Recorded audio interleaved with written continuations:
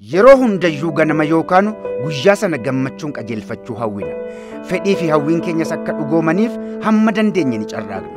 Guyyaan keenya hojiidhaan kan guutames haa ta'u bashannanaan gammachuun keenya osoo hin hir'atin akka itti fufuuf waan dandeenye hunda ni goona.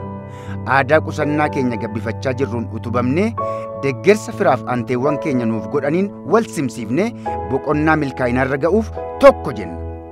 Nutis gammachuu keessan dabaluuf qananiin keessan akka milkaa'uuf bakka yaaddan akka geessanis caalmaatti akka gammaddaniifidha badhaasota hawwisiisoo adda addaa kan dhiyeessineef.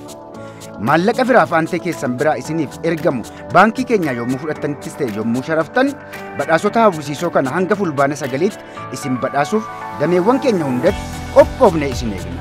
Dhibee COVID-19 irraa of eegaa badhaasota keenyaan gammadaa guyyaa keenya of eeggannoon haa geggeessinu.